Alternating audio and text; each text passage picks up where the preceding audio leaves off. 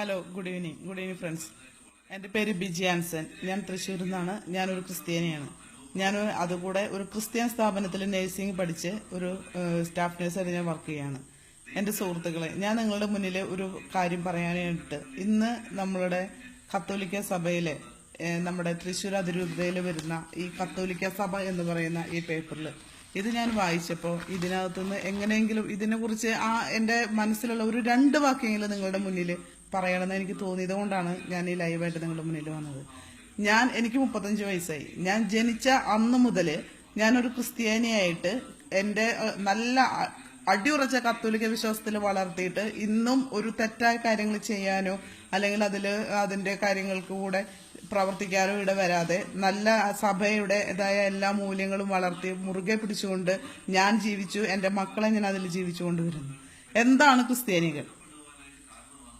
എന്താണ് എന്നെ സംബന്ധിച്ചിടത്തോളം ഞാൻ മനസ്സിലാക്കിയിട്ടുള്ളത്, നമ്മളെല്ലാവരും ക്രിസ്തുവിന്റെ അനുയായികൾ എന്ന് പറയുന്ന വ്യക്തികൾ. ക്രിസ്തു ചെയ്തിരുന്ന പോലെ നമ്മൾ ഒരുപാട് കാര്യങ്ങൾ ചെയ്യുന്നുണ്ട്. പക്ഷെ അതുകൊണ്ട് ക്രിസ്തു ചെയ്ത എല്ലാ കാര്യങ്ങളും നമുക്ക് ചെയ്യാൻ പറ്റുമെന്ന് ഞാൻ പറയണമെന്നില്ല. പക്ഷെ നമ്മുടെ ഇന്നത്തെ സമൂഹത്തിൽ നമ്മൾ ജീവിക്കുമ്പോൾ അതിനനുസരിച്ചുള്ള കാര്യങ്ങൾ നമ്മളെ കൊണ്ട് ചെയ്യാൻ പറ്റാവുന്ന സഹായങ്ങൾ മറ്റുള്ളവർക്ക് ചെയ്യുന്നു.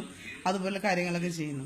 നമ്മുടെ ഈ ക്രൈസ്തവരായ അച്ഛന്മാര്, നമുക്ക് മാതൃയാവുന്ന അച്ഛന്മാര് അല്ലെങ്കിൽ അതുപോലെയുള്ള ആൾക്കാര് നമ്മൾ ഈ നഴ്സിംഗിന്റെ സമരവുമായിട്ട് ബന്ധപ്പെട്ട് പല കാര്യങ്ങളും ഇവർ പറയുന്ന എല്ലാ കാര്യങ്ങളും ശരിയാണ് എന്ന് മറ്റുള്ളവരെ ഈ കത്തോലിക്കരായിട്ടുള്ള ആളുകളില് ഇന്നിപ്പോ ഈ തൃശ്ശൂർ അതിരൂപതയിലെ എല്ലാ കത്തോലിക്ക വീടുകളിലും ഈ കത്തോലിക്ക സഭ എന്ന് പറയുന്ന ഈ പത്രം വരുത്തുന്നുണ്ടെന്നാണ് എന്റെ അറിവ്. എല്ലാ വീടുകളിലും ഒരുവിധം എല്ലാ വീടുകളിലും എത്തിയിട്ടുണ്ടാവും. അവിടെയുള്ള ഒരു വീട്ടിലെ ഒരു 90% ആളുകളെങ്കിലും ഈ പേപ്പർ വായിച്ചിട്ടുണ്ടായിരിക്കും. എന്തിനാണ് വെറുതെ ഈ അച്ഛന്മാരോട് ഞാൻ ചോദിക്കാനുള്ള ചോദ്യം ഇതാണ്: എന്തിനാണ് വെറുതെ അനാവശ്യമായിട്ടുള്ള കാര്യങ്ങൾ ഇതിലെഴുതിയിട്ട് ഈ മനുഷ്യരുടെ ഉള്ളിൽ വിഷം കുത്തിവെക്കുന്നത്? ഇതിലെഴുതിയിരിക്കുന്നതാണ് സമര നേതാക്കളുടെ ആവശ്യം സർക്കാർ നിരക്കിൽ വേതനം. ഇങ്ങനെയാണോ ഞങ്ങൾ പറഞ്ഞിട്ടുള്ള കാര്യങ്ങള്? സുപ്രീം കോടതി വിധി വന്നിട്ടുള്ളതാണ്. 2016 നവംബറിൽ വിധി വന്നിട്ടുള്ളതാണ്. സുപ്രീം കോടതി നഴ്സുമാരുടെ മിനിമം ശമ്പളം 20,000 രൂപയാക്കാൻ. അതെങ്കിലും നടക്കാൻ വേണ്ടിയിട്ടാണ് ഞങ്ങൾ സമരം ചെയ്യണത്. അല്ലാതെ സർക്കാർ ശമ്പളം 30,000 35,000 വന്നു എന്ന് പറഞ്ഞിട്ട് നിങ്ങൾ എഴുതിയിരിക്കുന്ന സംഭവം നടത്താൻ വേണ്ടിയിട്ടല്ല. എന്റെ പള്ളിയിൽ ഒരു കുർബാന ചെല്ലിക്കണേ ഞങ്ങൾ എത്ര രൂപ അടയ്ക്കണം? നഴ്സുമാരാണ് എന്ന് പറഞ്ഞിട്ട് ഞങ്ങൾക്ക് ശമ്പളം ഞങ്ങൾക്ക് കുർബാനയ്ക്ക് നിങ്ങൾ പൈസ അടയ്ക്കേണ്ട, നിങ്ങൾക്ക് ഇത്രയല്ലേ ശമ്പളമുള്ളൂ, നിങ്ങൾ ഇത് വേണമെന്ന് പറഞ്ഞിട്ട് ചെയ്യില്ലല്ലോ. എത്രയോ കാര്യങ്ങൾ ഞങ്ങൾ ചെയ്യുന്നുണ്ട്. പള്ളിയിലത്തെ ഓരോ ദശാംശങ്ങൾ പിരിയുണ്ട്. ഒരു പള്ളി പണിയാണെങ്കിൽ അതിന് ഇത്ര ശതമാനമാണ് ഒരു വീട്ടിൽ ഒരാൾക്കനുസരിച്ച് ഇതനുസരിച്ച് ജോലി. ജോലിക്കനുസരിച്ച് ഞങ്ങൾ പിരിവ്. എത്രയോ കാര്യങ്ങൾ പള്ളിക്ക് വേണ്ടി മാത്രം ഞങ്ങൾ പിരിക്കേണ്ട. 2 കുട്ടികളുള്ളൊരു വീട്ടമ്മയാണ് ഞാൻ. 2 കുട്ടികളുടെ വിദ്യാഭ്യാസ സ്ഥാപനങ്ങൾ ക്രിസ്ത്യന്മാരായിട്ടുള്ള സ്കൂളിലാണ് എന്റെ മക്കൾ പഠിക്കുന്നത്. അവിടെ വല്ല ഫീസ് ഇളവ് നിങ്ങൾ തരുന്നുണ്ടോ? ഒരു ക്രിസ്ത്യാനി എന്ന രീതിയിൽ നിങ്ങൾ എന്തിനാണ് വെറുതെ മറ്റുള്ളവരുടെ ഇടയിൽ ഇതിനുള്ളിൽ എന്തൊക്കെ അനാവശ്യ കാര്യങ്ങളാണ് നിങ്ങൾ എഴുതി വെച്ചിരിക്കുന്നത്? നാണമില്ലേ നിങ്ങൾക്ക്? നിങ്ങളൊക്കെ ഒരു ക്രിസ്ത്യാനികളാണോ?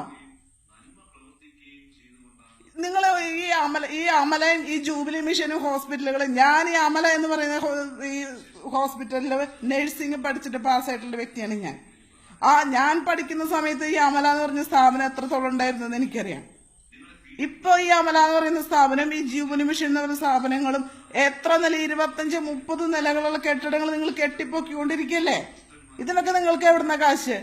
ഇതൊക്കെ വെറുതെ തരികയാണോ? നിങ്ങൾക്ക് ഉണ്ടാവാണോ? എന്നിട്ട് നഴ്സുമാരുടെ ശമ്പളം നിങ്ങൾക്ക് 10 രൂപ 20 രൂപ, ഞങ്ങൾ 20,000 രൂപയെങ്കിലും ഒരു മാസം അടിസ്ഥാന ശമ്പളം വേണമെന്ന് പറയുമ്പോ നിങ്ങൾക്ക് എന്താ ഇത്ര വലിയ വിഷമം? ഈ അച്ഛന്മാരൊക്കെ എന്താ നിങ്ങളിതൊന്നും മനസ്സിലാക്കാത്തത്? ഞങ്ങൾക്ക് ബഹുനില കെട്ടിടം കെട്ടിപ്പൊക്കാനല്ല, ഞങ്ങളുടെ കുടുംബം പുലർത്താൻ വേണ്ടിയിട്ടാണ് ഞങ്ങൾ ഈ കാര്യങ്ങൾ ചോദിക്കുന്നത്. എന്നിട്ട് ഇതിലെഴുതിയിരിക്കുകയാണ്, ഇനി ഇവർക്ക് ശമ്പളം കൂട്ടി കഴിഞ്ഞാൽ പ്രതിമാസം 1.5 കോടി രൂപ കൂടുതലായി കണ്ടെത്തേണ്ടി വരും. ഒരു വർഷം 18 കോടിന്ന്. ഈ കെട്ടിടങ്ങൾ പണിയാൻ നിങ്ങൾ എത്ര കോടികൾ ചെലവാക്കണ്ട? ഈ കെട്ടിടങ്ങൾ പണിയാൻ വേണ്ടിയിട്ട് ഇതൊക്കെ നിങ്ങൾ എവിടുന്ന്? നിങ്ങളുടെ അരമനയെന്നോ നിങ്ങളുടെ രൂപതയെന്നോ നിങ്ങളെ മറ്റുള്ള സ്ഥലങ്ങളിൽ നിന്ന് കൊണ്ടുവരുന്ന കാശാണോ? ഈ പാവപ്പെട്ട രോഗികളിൽ നിന്ന് നിങ്ങൾ പിഴിയുന്ന കാശല്ലേ? ഞങ്ങൾക്കറിയാം നിങ്ങൾ ഓരോ രോഗികളുടെ കയ്യിൽ നിന്നും നിങ്ങൾ അനാവശ്യമായിട്ട് എത്ര രൂപ എത്ര കാര്യങ്ങൾ ചെയ്യേണ്ടതെന്ന് ഞങ്ങൾക്കറിയാം. ഞങ്ങളത് വിളിച്ചു പറയണം സമൂഹത്തിന് മുന്നില്. അതൊന്നും ചെയ്യാൻ പാടില്ലാത്തത് കൊണ്ടാണ് ഞങ്ങൾ ഇത്ര സൈലന്റ് ആയിട്ട് ഞങ്ങളുടെ നിസ്സാരമായ അവകാശങ്ങൾക്ക് വേണ്ടിയിട്ട് ഞങ്ങൾ സമരം ചെയ്യുന്നത്. നിങ്ങളുടെ വീടുകളിൽ നിർത്തി കൊണ്ടുതരാൻ വേണ്ടിയിട്ടൊന്നല്ല ഞങ്ങൾ പറയണത്. ഞങ്ങളുടെ നിങ്ങൾക്ക് ഈ കെട്ടിടങ്ങൾ പണിയുന്ന അവിടുത്തെ ഓരോ കൂലിക്കാർക്ക് നിങ്ങൾ എത്ര രൂപ ശമ്പളം കൊടുക്കുന്നുണ്ട്? ഒരു അടിസ്ഥാന വിദ്യാഭ്യാസം ഇല്ലാണ്ട് 4ാം ക്ലാസ് 7ാം ക്ലാസ് അല്ലെങ്കിൽ 10ാം ക്ലാസ്സെങ്കിലും പാസ്സായിട്ടുള്ള ഈ ബംഗാളികൾക്ക് നിങ്ങൾക്ക് 650-750 കൊടുക്കുക. അത് കൊടുത്തില്ലെങ്കിൽ നിങ്ങളുടെ സ്ഥാപനം അവിടെ പോകുന്നില്ലല്ലോ. നിങ്ങൾക്ക് അടുത്ത ബിൽഡിംഗ് അടുത്ത ബ്ലോക്കുകൾ പണിത് നിങ്ങൾക്ക് സമ്പാദിക്കാൻ പറ്റില്ലല്ലോ. എന്നിട്ട് നിങ്ങൾ പറയുന്ന കാര്യങ്ങളാണ് അനാവശ്യമായിട്ട് മറ്റുള്ളവരുടെ മുന്നിൽ ഈ വിഭാഗ കാര്യങ്ങൾ ഇതൊക്കെ എഴുതി വയ്പ്പിക്കുന്നത്. എന്തിനാ അച്ഛൻ ഈ സമൂഹം ഈ കത്തോലിക്ക സഭയുടെ ഈ സ്വന്തം ലേഖനം നേരിട്ട് കിട്ടി എനിക്ക് അയാളൊന്ന് അഭിനന്ദിക്കണം എന്നുണ്ട്. ഇത്രയും മാന്യമായ രീതിയിൽ നുണ എഴുതിണ്ടാക്കാൻ അറിയണേന് ശരിക്കും നാണം തോന്നുന്നു. നാണം. കത്തോലിക്ക സഭയിൽ ഇതിലൊക്കെ ഈ സഭയിൽ എങ്ങനെ ഞങ്ങളുടെ മക്കളൊക്കെ ഞങ്ങൾ വളർത്തിക്കൊണ്ടുവരണത്? ഈ നിങ്ങളൊക്കെ ഒരു കാര്യം മനസ്സിലാക്കൂ. ഈ സമൂഹത്തിലുള്ള നഴ്സുമാരിൽ ഒരു 75% ക്രിസ്ത്യാനികളാണ്. 75 നിങ്ങളും ചിന്തിച്ചു നോക്കിക്കോ. 75%-ലധികം വരുന്നത് ക്രിസ്ത്യാനികൾ തന്നെയാണ്. അവരുടെ വീടുകളിൽ മുഴുവൻ ഇത് വായിക്കില്ലേ? അവരുടെ വീട്ടുകാരിത് മുഴുവൻ മനസ്സിലാക്കില്ലേ? ഞങ്ങൾ നിങ്ങളോട് എങ്ങനെ പ്രതികരിക്കണം? എന്റെ സുഹൃത്തുക്കളെ, നിങ്ങളിതൊന്നും മനസ്സിലാക്കണം. ഇത് വായിക്കുന്ന ഈ വീഡിയോ നിങ്ങൾ ആരെങ്കിലും കാണുകയാണെങ്കിൽ നിങ്ങളൊന്ന് അറ്റ്ലീസ്റ്റ് ഒന്ന് മനസ്സിലാക്കെങ്കിലും ചെയ്യും. ഇതിനു വേണ്ടിയിട്ടല്ല, ഞങ്ങൾക്ക് സർക്കാർ ഇതിന് തരാൻ വേണ്ടിയിട്ടില്ല. അറ്റ്ലീസ്റ്റ് ആ സുപ്രീം കോടതി വിധി നടപ്പാക്കിയ 20,000 രൂപയെങ്കിലും ഒരു മാസത്തിന് വേണ്ടിയിട്ട് നിങ്ങൾക്കറിയാം. നിങ്ങൾ ഓരോരുത്തരും ഓരോ മാസം എത്ര രൂപ ശമ്പളം വാങ്ങിക്കുന്നുണ്ട്, 1 കിലോ അരിയുടെ വില എന്താണ്, വെളിച്ചെണ്ണയുടെ വില എന്താണ്, പഞ്ചസാരയുടെ വില എന്താണ്, എല്ലാ കാര്യങ്ങളും നിങ്ങൾക്കറിയാം. അതെങ്കിലും അറ്റ്ലീസ്റ്റ് നിങ്ങളൊന്ന് മനസ്സിലാക്കിയാൽ മതി. ഞങ്ങൾക്ക് അത്രയേ ഉള്ളൂ. നന്ദി.